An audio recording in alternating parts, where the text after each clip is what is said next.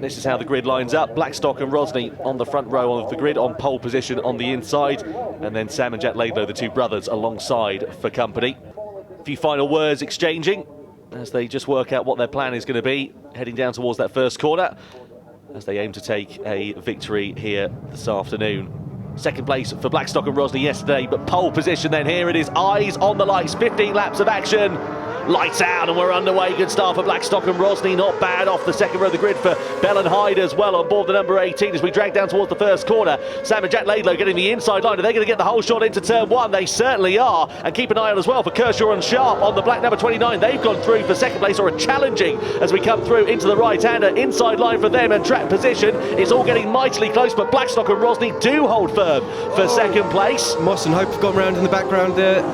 Yeah. Oh, what a shame. All okay though, all okay, thankfully. Yeah, on board the Cup machine for Moss and Hope on the LCR Yamaha, the Life Safety Motorsport bike.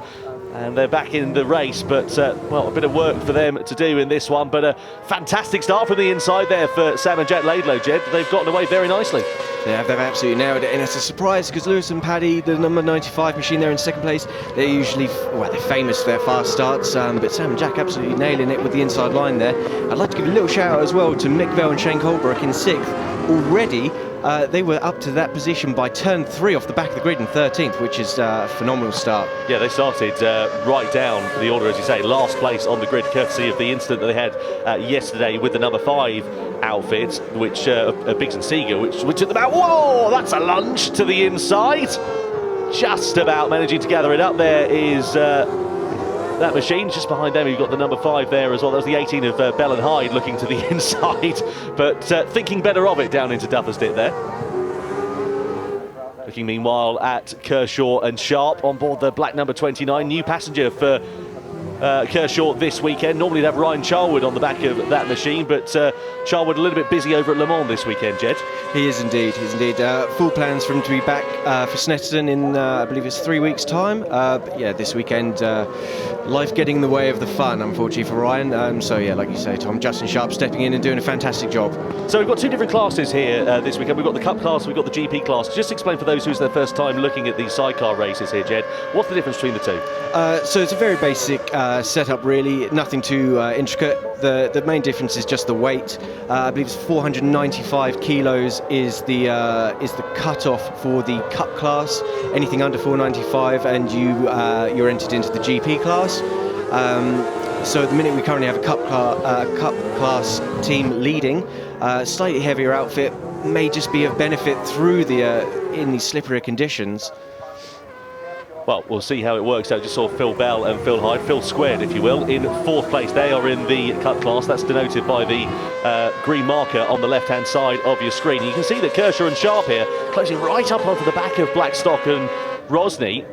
And you wonder whether it's going to be long before they try and challenge for a move down into Taylor's hairpin. Not close enough on this occasion, but despite the normal fast starts we see from Blackstock and Rosny, they've not quite been able to get onto the back of the two Laidlow brothers at the sharp of this one. Oh, not again. That's Bell and Shane Colebrook again at the hairpin, unfortunately. Yeah, well, you can see their arm in the air, and I wonder what's gone wrong for them, whether that was entirely of their own doing, or whether there's been a bit of an incident there. They were very close to George Holden and Oscar Lawrence there in 5th place on that number 93 machine at the back of shot. I wonder if there was a little bit of a wing and a prayer of a lunge there, perhaps. Yeah, hopefully we'll get a replay of that. Let's have a look and see if we can work out what happened. I think we're just going to catch the back end of this one. I think they might have just, looks like they spun it all on their own there. On their own, yeah. Definitely not the way you want to be facing that hairpin, certainly in these conditions either. No, well, thankfully they're back in the race, but they're right down the order now, down into 12th position there for Mick Bell and Shane Colebrook. So work for them to do. As we still see Sam and Jack Laidlow leading the way quite commandingly. The top 3, nice fair old gap actually back to Phil Bell and Phil Hyde in 4th place, and then George Holden and Oscar Lawrence right behind them. You can see a good fair few bike lengths actually here. Yeah, they've certainly started to stretch the gap. The top 3 all running in the 59s at the minute. 59.4, Lewis Blackstock and Paddy Rosny setting the fastest lap last time around with 59.3 as that comes up on the screen. Phil Bell and Phil Hyde ever so slightly slower, just in the 1 minute, 1 minute 0.5. Save for George Holden and Oscar Lawrence, thousands separating those two there. You've obviously done a fair bit of sidecar outfitting yourself, Jed. What's it like when you're in these conditions? I mean, you know, being a passenger, I can't imagine it's much fun out there. Quite the opposite, Tom. It's amazing. I love the wet. I absolutely love the wet. I used to ride with a gentleman called Simon Gilbert. He was phenomenal in the wet. Absolutely superb bike control. You're sideways every corner, and it leaves a massive smile on your face. You do get rather damp, though, obviously, as a passenger. What screw do you have loose in your brain for that to be Several. Because I can't see a way that seems appealing from my point of view. But fair enough. I mean, fair play to these riders out there. They are absolutely throwing the kitchen sink at it. You can see Kershaw and Sharp right on the back of Blackstock and Rosny as we come across the timing line to begin lap 6. Conditions certainly looking to deteriorate by the look of that camera shot as we head down the hill and in towards Duffer's Dip. You can see them sliding, just trying to find traction, and there's certainly a bit more rooster tails being kicked up from the rear of these machines now. If we look out the window, Tom, you can see the rain's just started to increase ever so slightly in density, so like you say, the spray building up. Yeah, well, we'll see whether conditions deteriorate enough for them to consider any sort of red flags or anything like that, but looks okay for the time being. But Blackstock and Rosny soaking up the pressure like a sponge, which is probably what they're going to need after this one. I imagine a long hot shower to warm up following these races, because it's not warm and it's not very nice at all here in terms of the conditions.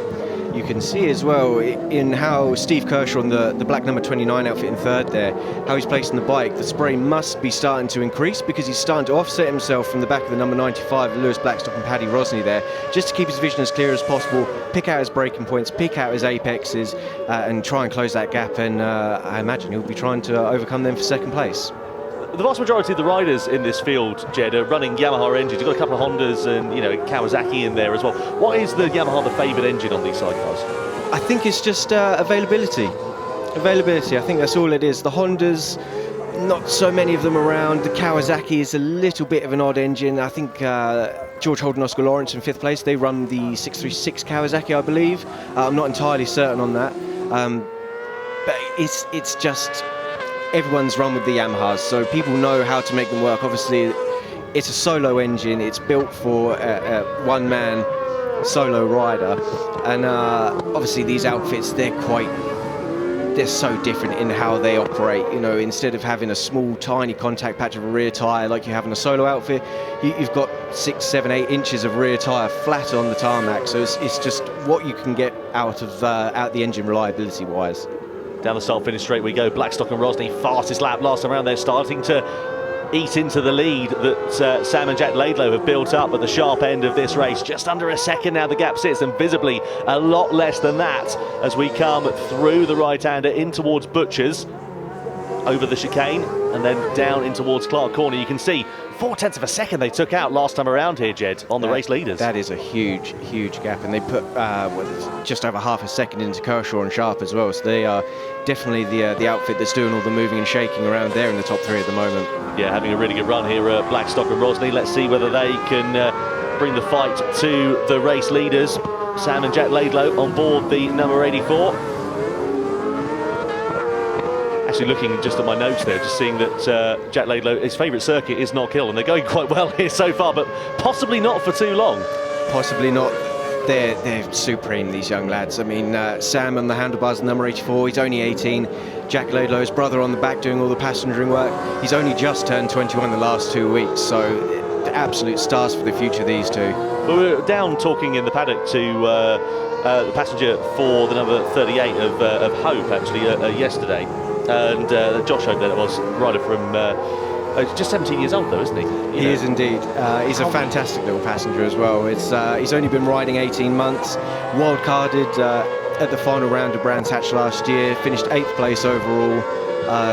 Yeah, he's got a big future in this, and there they are on screen actually as we start. The front guys start to catch Carl Pring and Connor Parkin, who are our wildcards on the short F2 chassis, and Moss and Hope, who've caught them up after their spin on the opening lap. And the difference between the long and the short chassis, I mean, the short chassis you would say, it sounds like it would have more agility, surely.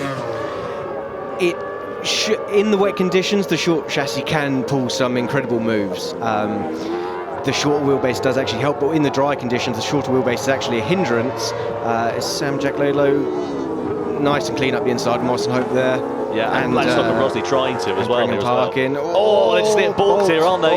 Yeah, they just get caught behind Pring and Parkin, and that cost them all the time that they've made up, basically. And now they've got all that hard work to do again with less than 5 laps remaining, and also for Kershaw and Sharp here as well, it's not helping them. No. Awkward, very awkward for the drivers to understand when they get a blue flag how big the train is behind them. Not the easiest things to turn around and have a look. It's not like a solo where you can just pop a look over the shoulder. It means getting out of the fairing, having a look, and in these conditions it's probably best to just try and stick to your lines and let the leaders do the work and go around you. Well, the gap was under a second last time around. It's now up to about 1.4 or so, and it's started to come down because Blackstock and Rosny know, of course, that they don't have much time left in this race. Just 5 laps left to run as we come down in towards Duffer's Dip. They want to get themselves back on to the top step of the rostrum. See the flames there just being kicked out of the exhaust. Let's have another look and see if we can work out what happened here. So you can see up the inside go Sam and Jack Laidlow, and then Blackstock and Rosny are just going to get caught in the wrong place at the wrong time here, with Pring and Parkin just going on their normal line. Blackstock and Rosny having no choice but to go to the outside. They still made a tidy move of it there, Blackstock and Rosny. It didn't seem to hold them up too much. I mean, they only lost a little bit of time, 0.6 of a second to the Laidlow brothers at the front. But yeah, like you say, Tom, with the laps counting down, that's going to be quite a mission to close down to these 2 fast lads out front. Yeah, 3 victories so far in 2024 for Blackstock and Rosny. Can they make it a 4th here this afternoon? Across the timing line we go. Fastest lap, Laidlow and Laidlow. There we go, 58.6 now. Oh, red flag's out. We've got the red flag out, and that's why there's drama. Got Holden and Gordon have gone off, as well as the number 4 of Peach and Edwards. So they've had a coming together on the exit, and that is going to be a result that will be declared because we've gone over 2/3 race distance as well. That's an interesting collision there, because John Holden was circulating in 6th, and Peach and Edwards on the number 4 red outfit, they were circulating in 8th. So I think maybe that could be 2 separate incidents perhaps there. Let's have a look and see if we can piece together what happened. So we're coming over the chicane at turn 5. Oh, and they've got over there, the number 2 of John Holden and Liam Gordon. And, well, you can see the panic there because they've got to get that car righted. And John Holden obviously trapped underneath at this particular point. It's, sorry, Tom, that's their program's incorrectness. Oh, beg your pardon. Clement Cornell there. Clement Cornell, rather, beg your pardon. He's done well there because he's a very slight lad, is Clement. Oh, poor lad, look at him. Yeah. And I think we're going to see... Oh, that's a proper wallop, that is, isn't it? Yeah, Clement Cornell. A little bit dazed there by the look of it. I'm not surprised. I'm not surprised at all, no. No, that's a very nasty incident, and we hope that John Holden's okay. And then off in sympathy goes the number 4 of Andy Peach and Ken Edwards at the same corner. Very lucky to not end up in too much strife there for that outfit. But, well, the good thing is John Holden out of the sidecar and okay and on his feet, thankfully. Thankfully, just a very gentle roll over there, digging into the gravel. So thankfully nothing too fast for either of those guys there. Well, Sam and Jack Laidlow took victory here yesterday in a rain-shortened race when the red flag came out. And, well, history repeats itself. They take victory once again in a rain-shortened race when the red flag comes out for race 2. Once again, a superlative ride from the 2 young brothers as they exit out of the sidecar in Parc Fermé.